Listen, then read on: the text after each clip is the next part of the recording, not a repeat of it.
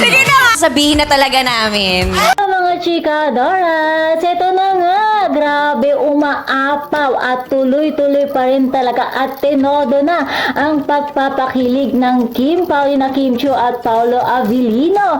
At nag-guest nga si Paolo Avellino sa A-Showtime dahil meron daw silang aaminin ni Kim. Grabe, napakapit ako dito. Super talaga as in to the highest level ang kanilang pagpapakilig. Ba mga chikadoras, kahit wala kayong pakialam habang pinapanood ko ang Kim Pao, abay, napatumbling ako at dinaig ko pa si Carlos Yulo at pwedeng-pwede na akong ilaban sa Olympics next year.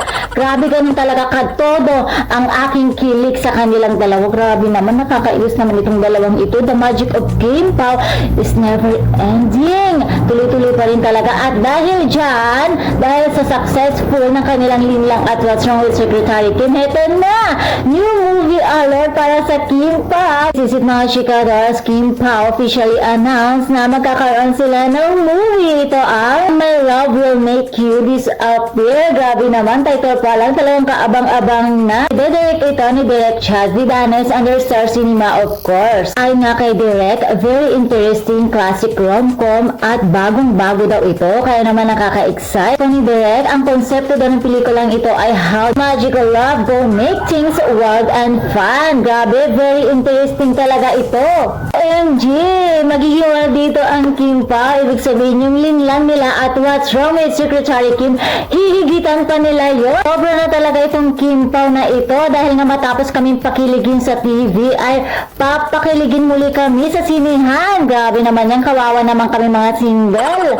Syempre napapasalamat ako sa Kim Pao dahil isa sila sa dahilan kung bakit nakakaramdam pa ako ng kilig at excitement. Ito muna tayo sa sarili nating mundo. Tayo ay lilipad, lahat ay matutupad. Ka na nga ba si Mr. Right?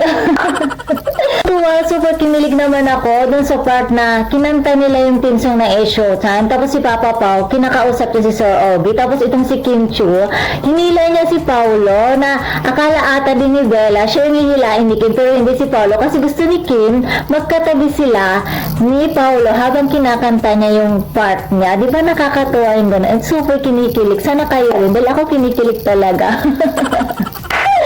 Since best friend ni Bella si Kim, parang feeling ko gusto ni Bella si Paolo for Kim. Oo, siguro nakikita niya na masaya si Kim for Paolo, masayang kaibigan niya. So, ayun na nunumbalik muli ang kaligayahan ni Kim Chiu, diba? So, ayun nakakatuwa na botong-boto si Bella for Paolo. Oo, botong-boto siya. Napifeel ko yun. So, ayun lang napifeel ko. Bakit ba? Wala kang pakialam. Charot. So, mga chikados, wag nating palalampasin at sabay-sabay nating panoorin sa sinihan ang My Love Will Make You Disappear ng Kim Pao this October 9. And that's all for the mga chikadoras. For more showbiz update, please don't forget to like, share, and subscribe my channel. Thank you for watching.